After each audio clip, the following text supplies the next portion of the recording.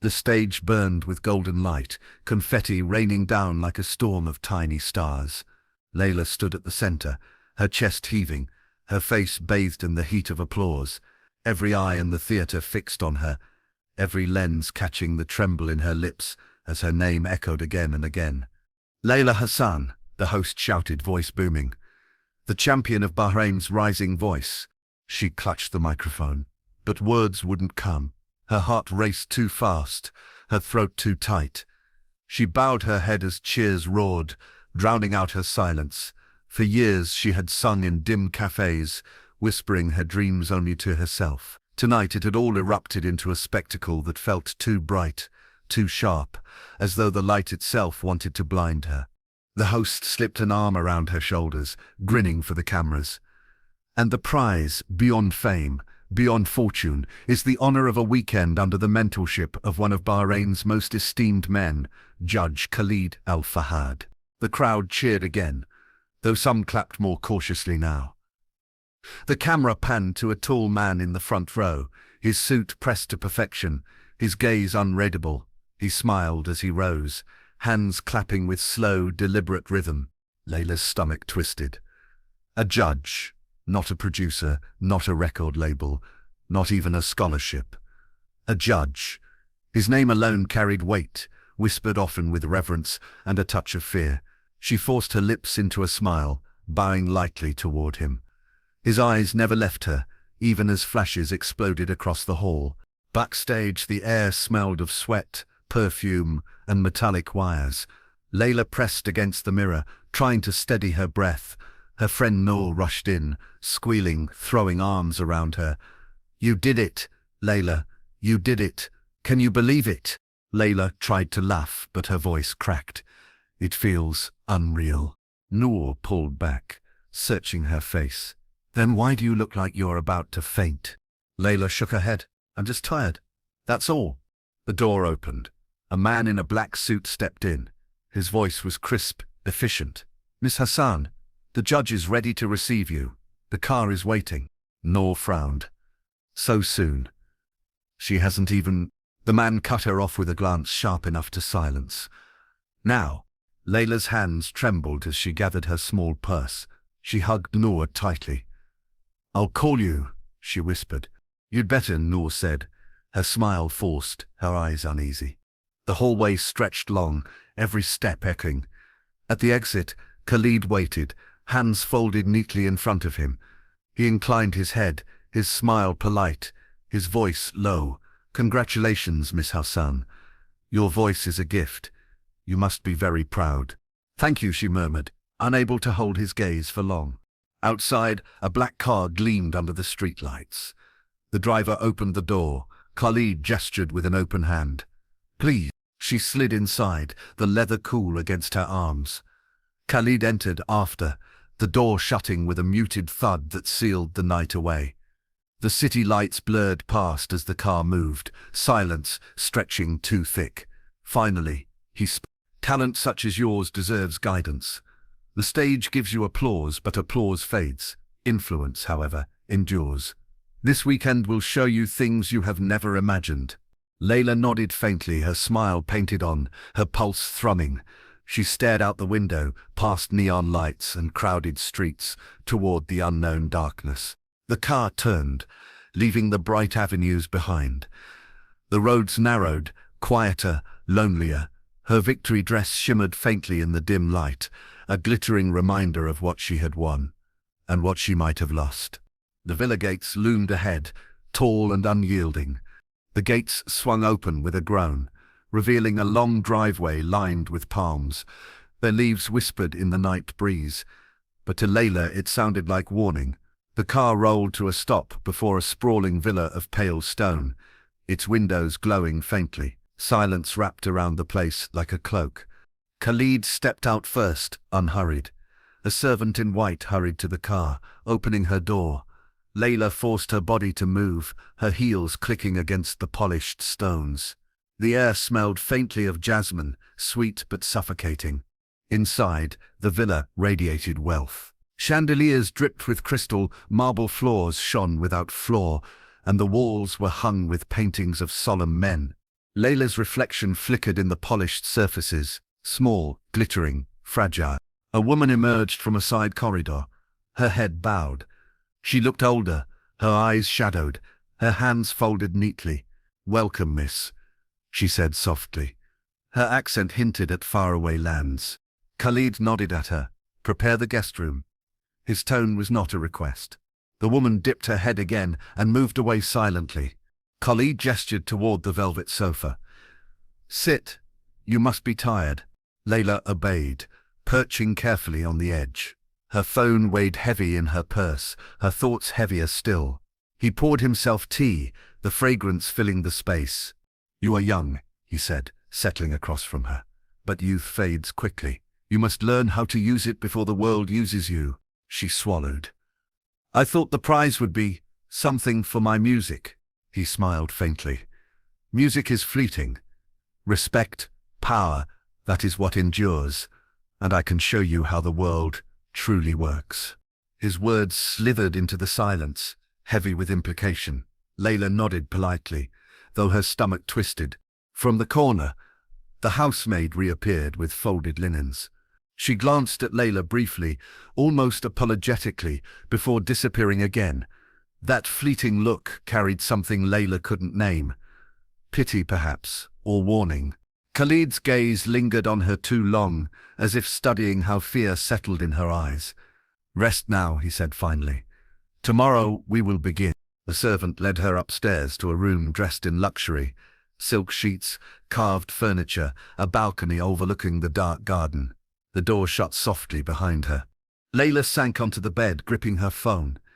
She unlocked it, thumb hovering over Noor's name, but her chest tightened as she pictured Khalid downstairs, his eyes sharp, his reach long. What if he saw? What if the call brought more danger than safety? She typed a short message, "I'm okay, don't worry," then deleted it before sending. The night dragged on. She lay awake, listening. Somewhere down the hall, a door closed firmly. Somewhere outside, the fountain bubbled. Each sound sharpened her awareness, but she was not free, not safe. At dawn, the curtains glowed with pale light. She rose to the balcony, staring at the garden walls high as prison bars. The scent of jasmine clung to her, sickly sweet. A knock came. The housemaid entered with breakfast on a silver tray. She set it down, then met Layla's eyes. In a whisper she said, "Be careful." The words froze. Layla in place. Before she could reply, the maid bowed her head and slipped out, leaving the warning hanging heavy in the air. Downstairs, Khalid waited. The silver tray sat untouched on the table, steam curling upward. Layla stared at it, the maid's words replaying like a drumbeat. "Be careful." The silence in the villa pressed down, every corner holding secrets. By mid-morning, Khalid appeared in the doorway, his robe flowing, his presence filling the room. "You slept poorly," he observed, eyes narrowing slightly. Layla forced a smile. "New place. I'll adjust." He nodded, moving closer. "You'll learn quickly. A woman who can stand on a stage must learn to stand in the world. My guidance will make you stronger." His tone was calm, but beneath it pulsed authority that demanded obedience. Her fingers tightened on the edge of the sheet. "I'd like to call my family, just to tell them I'm fine." Khalid's gaze lingered. After a pause, he gestured toward her purse. One call. Short. Relief fluttered inside her. Fragile. She dialed quickly, pressing the phone to her ear. The line rang twice before Mariam's voice answered, warm and familiar. "Layla? Oh my God, it's you. I saw you on TV. You were beautiful. Everyone's still talking about it." Layla's throat tightened. She tried to keep her tone light. It was overwhelming. Everything happened so fast. "I can hear it," Mariam said, her voice softening. "You sound different. Are you okay?" Layla glanced at Khalid, standing only a few feet away, watching. She forced brightness into her voice. Yes, I'm just tired. The villa's beautiful. They're treating me well." The words felt like ash. Mariam hesitated. "Are you sure? You don't sound like yourself." Layla lowered her voice, as though slipping the words between breaths. I'll explain later. Just pray for me. What do you mean? Mariam asked quickly, alarm sharpening her tone. But before Layla could answer, Khalid raised his hand. Time. Her chest clenched. I have to go. I'll call again. She hung up, pulse racing. Khalid's smile returned, slow and deliberate. Family ties are important, but too much dependence makes you weak. This is your time to grow beyond them. She nodded faintly, hiding the tremor in her hands. Hours stretched on. Khalid spoke often of ambition, of discipline, of the world bending to power. His words carried the cadence of law, but underneath them Layla heard something else. Possession. Each phrase drew her further into the cage, disguised as mentorship. That evening, as shadows lengthened across the villa walls, Layla sat by the balcony, phone clutched in her palm. Her sister's worried voice echoed in her ears. Mariam had heard the tremor. Mariam knew. In another part of the city, Mariam replayed the call in her mind. She remembered the pause, the forced cheerfulness, the whispered plea, "Pray for me." Her gut twisted. Layla's words weren't joy, they were warning. She paced her small apartment, phone in hand, considering whether to tell their parents. But fear gripped her. Fear of Khalid's reputation, his reach. She had heard rumors before, hushed but persistent. Men like him didn't like questions. Still, she could not ignore the sound of her sister's unease. She opened her contacts, scrolled to Noor, Layla's closest friend, and pressed call. "Noor," she said, as soon as the line clicked. "I need to ask you something about Khalid." The silence that followed was unsere enough. Noor's voice trembled on the line. "Mariam, don't say his name too loudly. People hear things. People disappear." Mariam gripped the phone tighter. "What do you mean? What do you know?" I know Layla was afraid, even before she left with him. She smiled on stage, but when she hugged me backstage, her hands were shaking. She said she felt like the prize wasn't for her music. I thought she was exaggerating, but now Noor's words broke off, leaving silence heavy in the air. Mariam's stomach knotted. "She called me this morning, something's wrong." "Then listen to me," Noor whispered. "You must be careful. If he realizes you are asking questions." The line went dead. Mariam stared at her phone, her pulse hammering. That night, Layla's world collapsed into silence of another kind. The villa lights glowed faintly as the city outside celebrated her victory still, her face plastered across screens and headlines. Yet within the thick walls, her laughter was absent. She was gone. 2 days later, when she failed to return home, her parents called Mariam in panic. "Where is she?" She promised to visit. "The papers say she is living like a queen, but she hasn't answered us." "Mariam, what's happening?" Mariam tried the number again. It rang endlessly, then disconnected. She drove to the police station, her voice steady though her hands shook. "My sister is missing. Layla Hassan, winner of the show. She was last seen with Judge Khalid Al-Fahad." The officer at the desk looked up sharply, then leaned closer. "Careful what you say. That man, he is untouchable." "She's my sister," Mariam snapped. "Do something." He lowered his eyes to the papers in front of him. "We will file the report. But don't expect much." Words spread fast in hushed tones. Layla's face, once a symbol of triumph, became a question mark. Rumors of her vanishing danced between markets, cafes, and quiet households, though few dared speak too loud. Then came the discovery. At dawn, on the banks of a river outside Manama, a fisherman noticed fabric tangled in the reeds. He waded closer, his breath catching as pale fingers broke the surface of the water. He staggered back, shouting until others came running. The body was pulled to shore, soaked and broken, her dress torn, her once bright face almost unrecognizable. Only the glint of the necklace she wore on stage told the truth. The girl in the water was Layla. News broke within hours. The image of her triumphant smile was now paired with the cold photograph of a riverbank draped in police tape. Anchors spoke solemnly of a tragedy, while avoiding the name that whispered through every home, Khalid. Mariam collapsed when she saw her sister's picture on the screen. Her parents wailed, their grief shattering the house. She was our pride, our hope, her mother cried. Why did they take her from us? At the morgue, Mariam touched the glass separating her from Layla's still form. I heard you, she whispered. You asked me to pray for you. I should have done more. Behind her, reporters pressed for details, but the police offered little. The cause of death is under investigation, they repeated. But their eyes betrayed fear. Mariam turned, fire burning through her grief. No, she said aloud, to herself, to the silence. This is not an accident. Someone must answer for her. Her voice shook, but the vow settled deep. The current of the river might have carried Layla away, but the current of truth would not be silenced.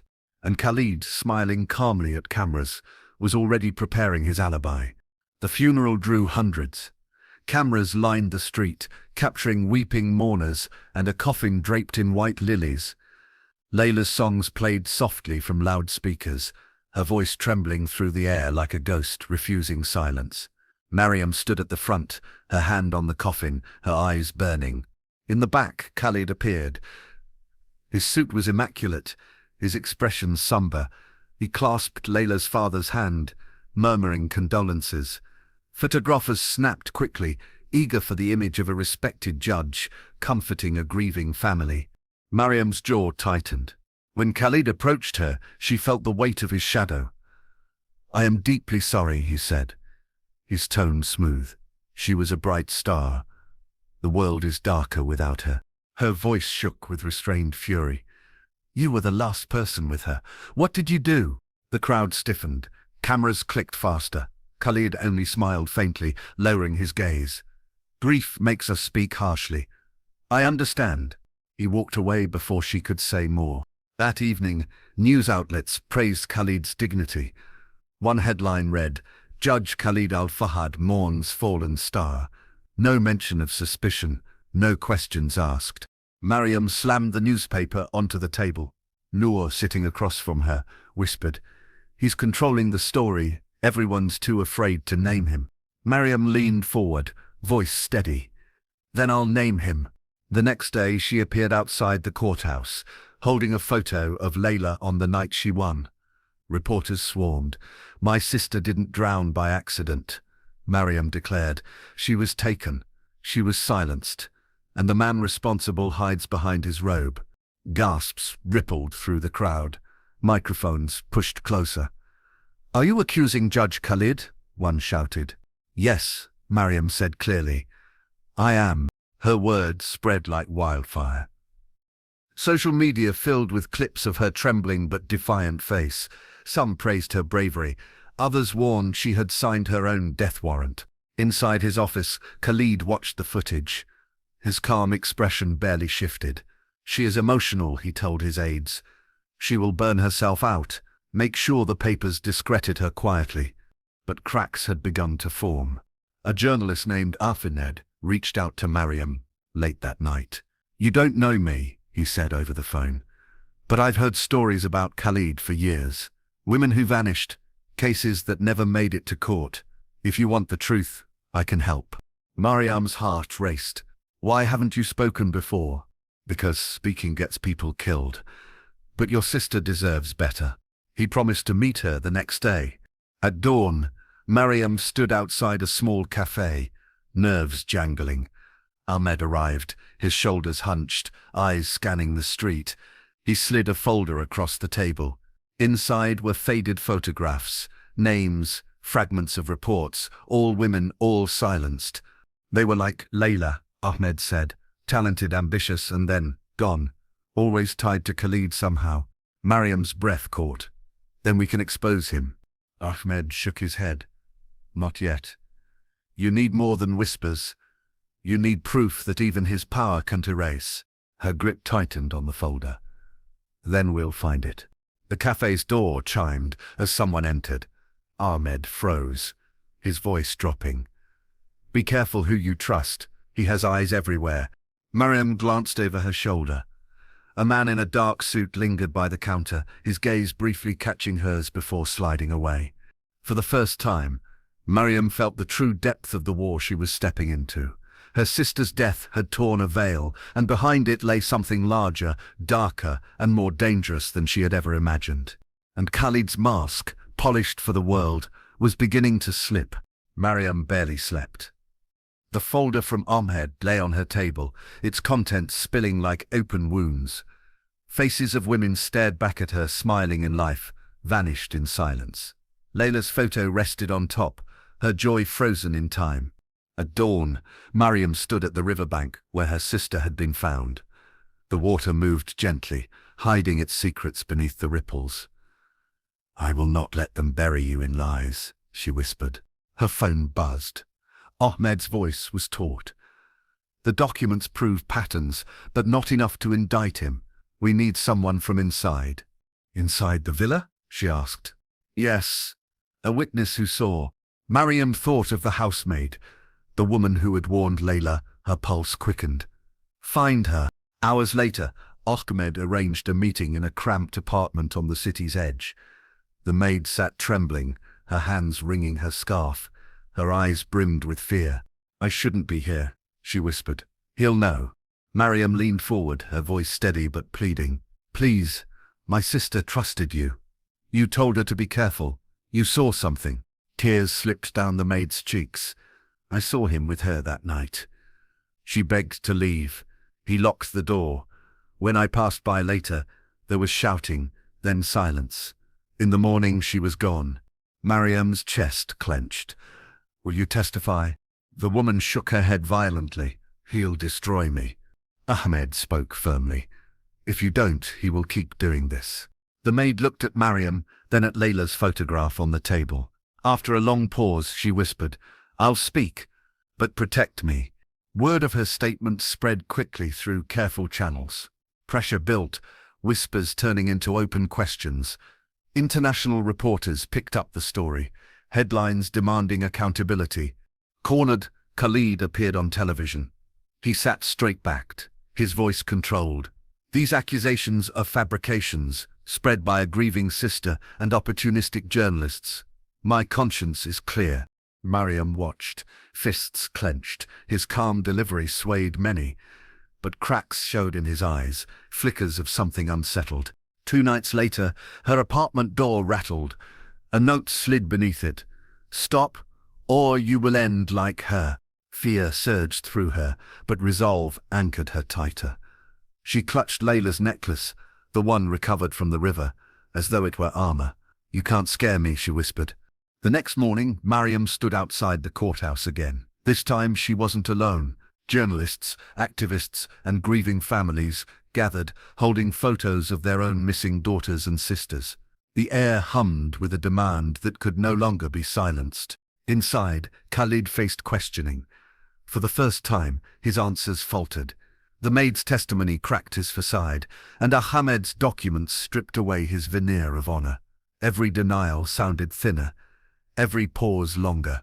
Mariam sat in the gallery, her heart pounding. She watched him grip the table tighter, his jaw clenched, his control slipping. When the session ended, reporters swarmed. Mariam lifted her sister's photograph high above the crowd. "This is not just about Layla, this is about every woman silenced. We will not stop." The chant spread, voices rising, a tide of defiance Khalid could not command. Cameras flashed, pens scribbled, the truth spilling beyond borders. That night, Mariam returned to the river. She stood where the reeds swayed, where the water had once carried her sister away. The city lights shimmered in the distance, but here the darkness was honest. She whispered to the water, to the silence, to the memory of Layla. "They tried to erase you, but now they will remember, always." The river flowed on, endless, carrying her vow into the night.